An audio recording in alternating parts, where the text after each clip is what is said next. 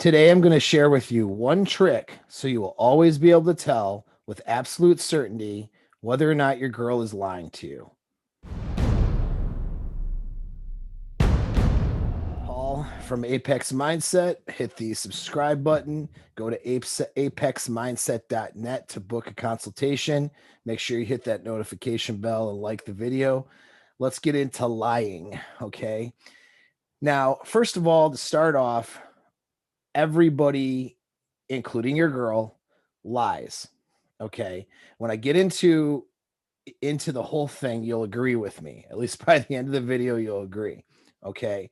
But everybody's a liar. So I've been in various different circles intersecting with parts of the military and law enforcement that study things like lying and human behavior. And I'm going to tell you, once you get into it and you really study it, it can throw you for a loop because you really do realize that everybody, in fact, lies. Okay. So there is not a single person out there that isn't a liar. All right. Every one of you listening to me is a liar right now. Okay. Including me and everybody. All right. It's really a matter of the context in which they're lying, how they're lying, and in what circumstance. All right. So we're going to talk about this in context of relationships and women. But of course, my female listeners, you're going to benefit from this as well, because these are a lot of the same things that guys do too.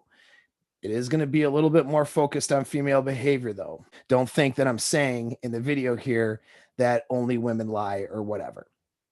The fact of the matter is both men and women lie. Like I said, everybody's a liar. It just depends on what the lies are about and how they're being executed. Women are more deceptive than men when it comes to their mating strategy. That is just a fact, a general fact about women. Okay. Individual mileage will vary, but that's a evolutionary drive for women to be deceptive about their sexual proclivities, their sexual desire, and their sexual past. When women tend to lie about stuff, it's because they don't want to be considered what I call a bad chimpanzee or a bad girl. All right. So she will lie about her past and things that she's done before, and even things that she's done in the current, if she thinks it's going to make her be a bad girl. Guys will lie when they're trying not to lose something, just like women will lie if they're trying not to lose something. And guys will generally, when guys tend to lie, it's about their competency. Okay. So when guys lie in relationship, it's about their capabilities or competency, or not wanting to get caught doing something that would cause them to lose something. All right. So a guy might, for example, overstate his success in something. All right. That's a form of lying, but he might do that because he is presenting his competency as higher. That's a male thing to do. Whereas a woman might lie about her notch count. All right. For example, oh, I don't remember. For example, when she could probably sit down and figure out how many notches and how many dudes she's run through, she's going to say, I don't remember. All right. Which is lying by omission. Okay.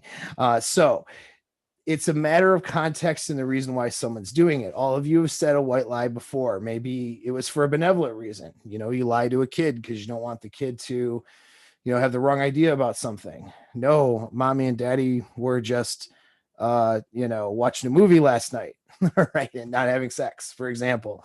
Okay. So so lying is not always bad necessarily. It depends on the context, depends on why it's being done, but understand that it's always something that everybody does, which means that your girl is going to lie to you at some point. She's already lied to you probably, and she's going to lie to you.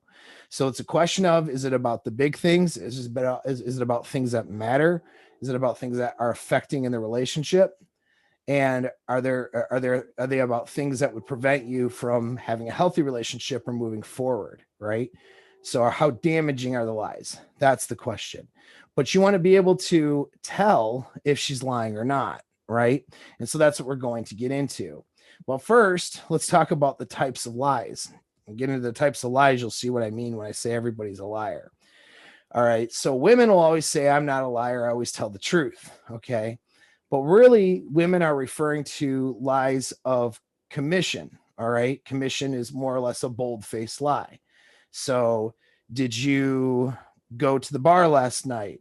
No, I didn't go to the bar last night. I went to church. Okay. When you really went to the bar. So that's an example of a bold-faced lie or lying by commission. That's not the most common way that women will lie.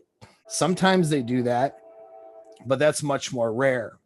What women will do is they'll lie the other two ways, which is by through influence, and they'll lie through omission, because they can then rationalize that they're not lying exactly. Okay. So did you and that guy sleep together? Well, we messed around, but it really wasn't that serious, and I really didn't like him very much. Okay. Lying through omission. All right. When maybe they slept together several times and she really loved it. You see what I'm saying? That's where women will not tell the truth, is when it comes to things like sex, right? Did you text your ex? Well, no, I mean, I've texted him before, but I don't just text my ex all the time. All right. Lying through omission. The reality is she had been texting her ex. And what did she use? A bunch of word salad to try to divert you from that fact.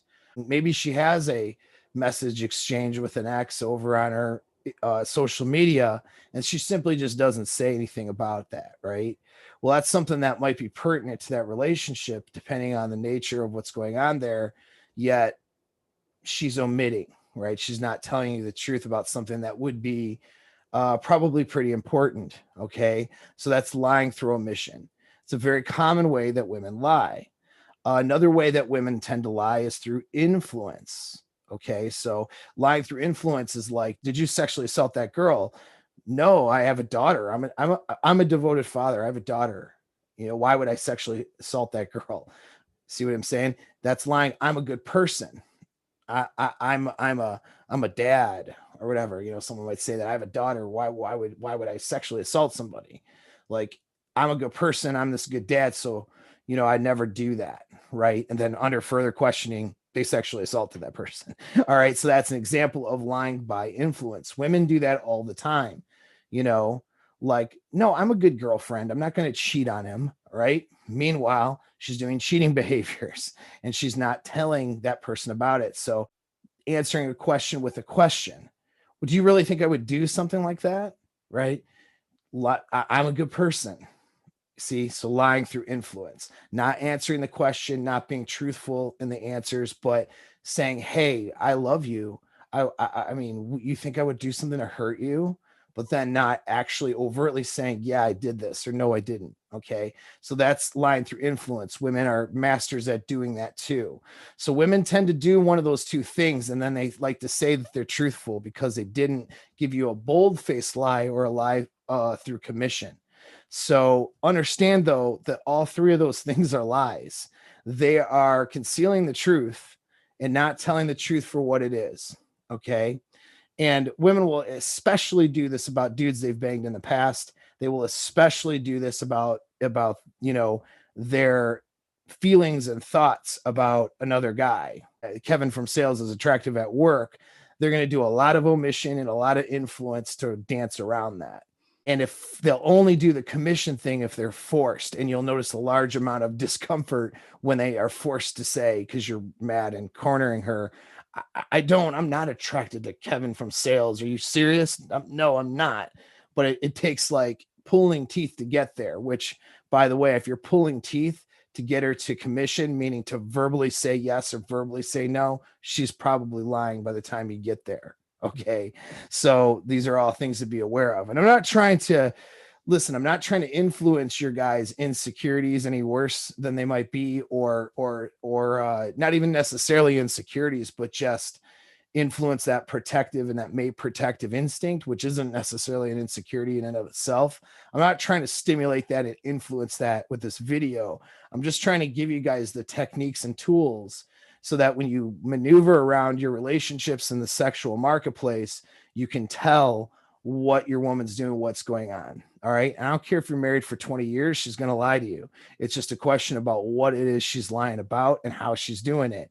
And if it's something that's just inconsequential or not a big, huge, fat deal, maybe just not explaining something thoroughly on accident can even happen, or just not really being careful with how she's talking about something.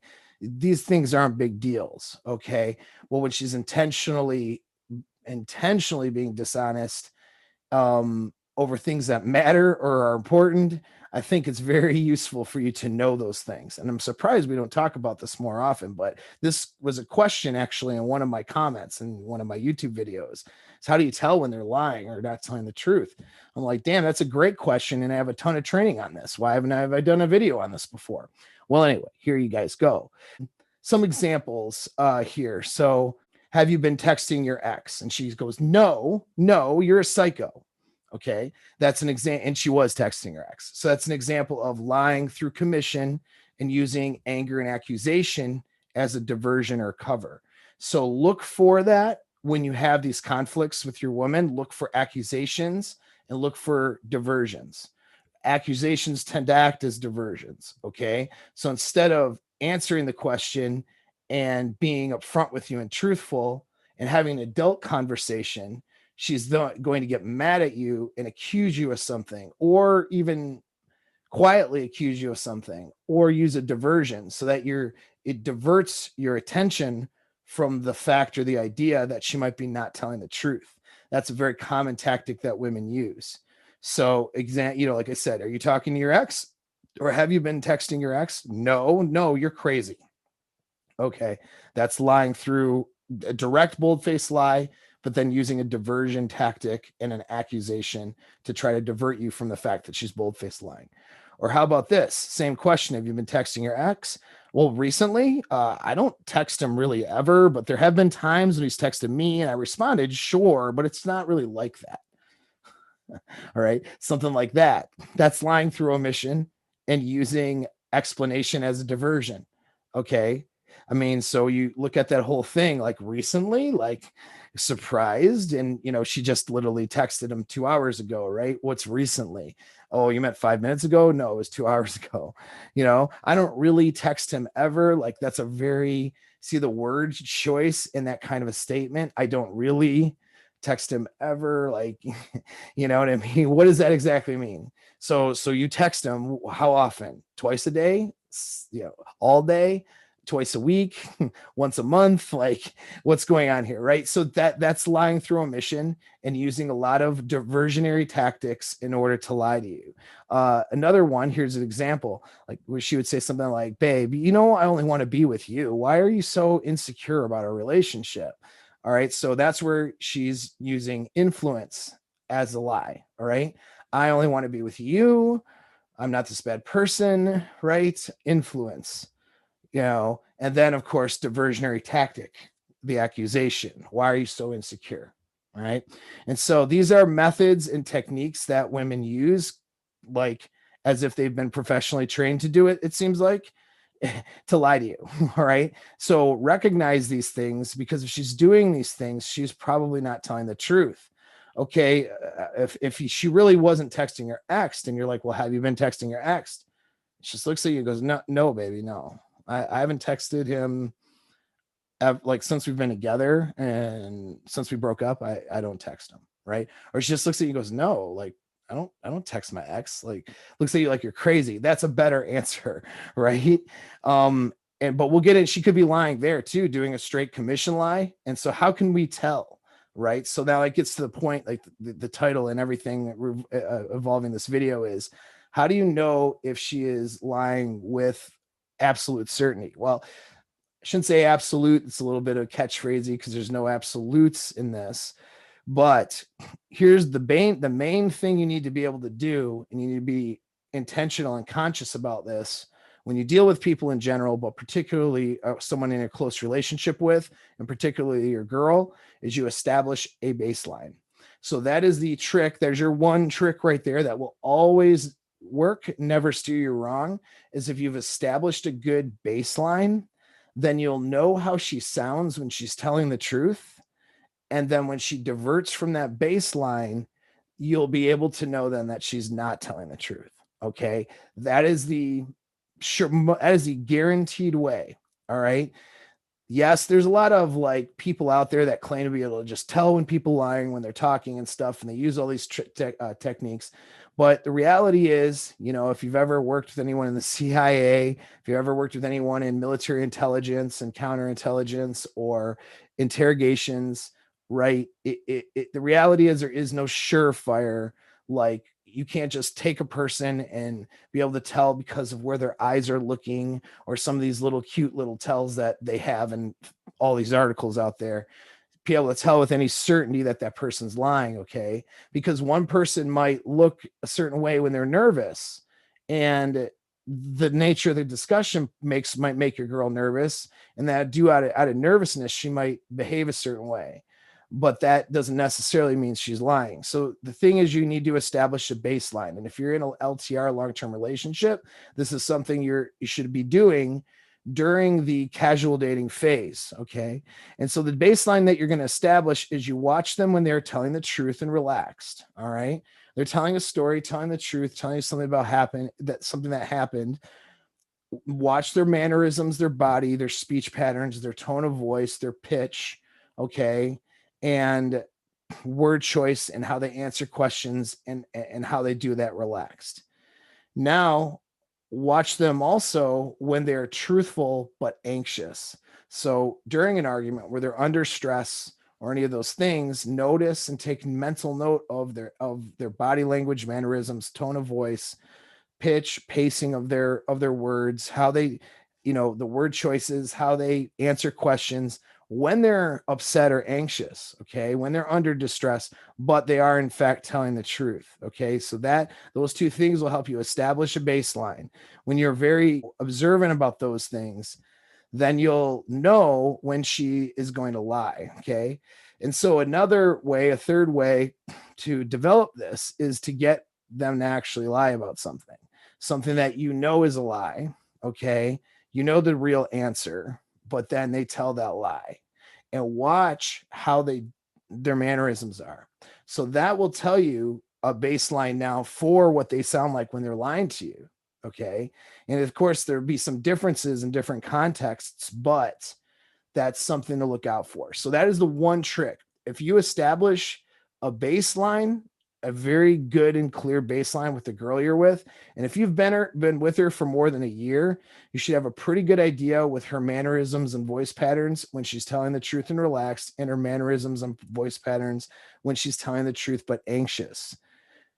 You should also be able to establish a baseline and when she's actually lying. You probably can catch her in a lie. Now, when I say a lie, again, it might not be a lie of commission. All right. I hope that your girl isn't lying out of commission, lying through commission, meaning just telling you bold-faced lies all the time. However, lying through omission is very common, and lying through influence is very common. And so notice her mannerisms and voice patterns and all those things. They're still lies. She's still concealing the truth, and it still creates differences in her mannerisms and behaviors. And so when you can distinct those differences, now you'll always know. All right. Now there's the observer effect. So you don't necessarily need to tell her that you're doing all this. Okay. This is just something you should maybe make as a habit for anybody important in your life. I hate to say it, but it's true. It's very valuable with business partners, anyone you're getting into a deal with, your own children, quite honestly, right? And of course, any girls that you're with, okay, or long-term relationships, especially, right? You should know these things. A lot of you guys don't pay attention to women and to your woman. This is going to be a problem for you, right? And so this is what you need to do. All right. This is something you need to pay attention to her. So that's the establishing the baseline. That's the most critical thing. Okay. So when you've established a baseline, you're going to be able to tell differences.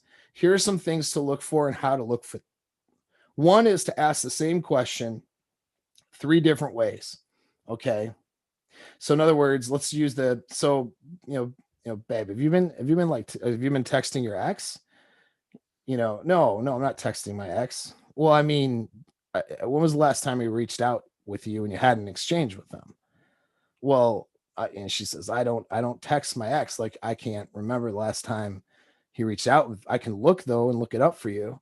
Well, I mean, yeah, have you been have you had a text exchange with him that you haven't told me about? Right. So anyway, there's three different ways of kind of asking the same question. Now, if she gives you a rehearsed answer, so have you been texting your ex? No, babe, I don't text my ex. Well, when was the last time he texted you? And you responded to him, babe, I don't text my ex. I, I don't know. I don't text my ex. Okay, well, I mean, has he ever, so he's never texted you while we were in the relationship together, and maybe you forgot to tell me or anything like that. That's never happened. Babe, I don't text my ex. Okay. So that's an example of someone who's sticking to a script. All right. She's probably lying. Okay. So that's one sign to look for. If she's sticking to a script, most people will not stick to a script like that when they're telling the truth. It'll be more like my first example where she's actually interacting with you in a real conversation versus being focused on sticking to the story, right? And repeating the same line. You get what I'm saying? And so, when you'll notice when you establish that baseline and you ask a question a couple different ways, she'll give an answer a couple different ways. And then you'll notice if she's sticking to a script, what that sounds like and how that's different. You see what I'm saying? Sometimes too, like, if her answers change drastically or she over explains when you're asking the story, asking that same question, that's another way as well to be able to tell. Okay. So that's a technique, is to ask a question, the same question, a couple different ways. All right. Now, another thing so some things to pay attention to. One is pacing. Okay. Quick answers can mean scripted answers. All right. So if you're like, have you been texting your ex? And she's like, answers quickly, no, I wouldn't do that. Could be scripted. No, babe, I don't text my ex. Back to that script, right? Or is it something that have you been texting your ex? Have you been texting your ex? And she's like, looks at you like, no, like surprised, maybe there's a response to it. Then she says no. Like, again, establish that baseline, but sometimes a quick rehearsed answer was going to come out a little bit too quick, or it'll take too long. So again, there's a baseline. When you ask her something that's kind of a shocking or question that gets her to think about whether or not she's a good chimp or a bad chimp, right? Or something a little bit stressful like that, she's going to have a way in which she paces that answer. All right. That's going to be pretty natural within a standard deviation. She might go look like, no, I don't do that. Right. Something like that. But then if she's rehearsed, it's like question, question. And then she's pauses, just one of those, no, I don't do that. So a long pause where there's a stress in the voice, that could be an indicator as well. But again, establishing a baseline is going to help you. But a longer pause or a behavioral pause means that she's concocting a story sometimes, so you're asking her, where did you go last night? And she goes, well, I just went to, and she has a pause like that. Probably, if it's not matching your baseline, she's probably telling a lie and concocting a story of where she was last night, versus what a normally paced answer. Too quick means she rehearsed it. Where were you? What did you end up doing last night? Oh, I went over here, there, the other, blah, blah, blah, blah, blah. And then Becky this, and then, whatever, came home at 4 a.m. So if does it sound like it's something she's rehearsed in her head? You should be able to tell if you know your girl well enough, whether it's a rehearsed answer or whether she's concocting one, because the pacing of how she tells it's going to be different. All right. Something called prosody or tone change. Okay. So how someone talks, think of it like a something musical. All right. So let's say I'm telling a story and I'm telling like this, and there's sort of a musical way. If you could think of my voice like music, there's sort of a rhythm and pitch that I'm doing. And then let's say I'm going to tell a story about how I rented a couple girls last night, because really I just pay for my girls, to come over. I really have no game, right? Or whatever. Someone's gonna take that soundbite or something. But I mean, maybe I'm not telling the truth, right? I didn't rent any girls last night, but whatever. My pacing is gonna change. My tone might change. It's gonna tends to flatten out. So if somebody's normally talking like this and this is their baseline, and then they're gonna tell a lie, we think of a lie to tell, Yeah, I went to the range last night and went shooting a bit and shot, 3,000 rounds at, uh, dead animal carcasses, right, or something. My prosody, okay, or tone flattened out a bit. You see what I'm saying? Right now, I'm just thinking of what to say and I'm saying it to you. So there's a certain tone. If you could think of my voice like a musical instrument, there's a certain tone, pitch, and pace that I'm using to talk as my baseline. Then if I go to lie to you about something, and I'm not aware of it, chances are, and not aware of my prosody and trying to change it at all, which most people are not, you'll tend to flatten it out a little bit. Pay attention for these things, the pacing and the prosody, or tone of voice. Pay attention, and of course the whether it's a behavioral pause or not, or whether it's too scripted. It's the first 5 seconds. So generally speaking, when someone gets into a story, they can baseline out towards the end of the story or middle. But in the beginning, particularly the first 5 seconds, is when their brain sort of has to convert into selling this thing. Okay. And so as their brain converts, they're most likely going to make mistakes in their behavior within the first 5 seconds of telling you something. So that's when you ask that question and you're pretty curious whether or not she's going to lie about it. And she gets into a story about where were you last night? And then she's about to tell you some story. The first 5 seconds is when you're going to notice the most changes from her baseline. Okay. So be aware of that. So look for reluctance or refusal to answer. So you found that guy attractive?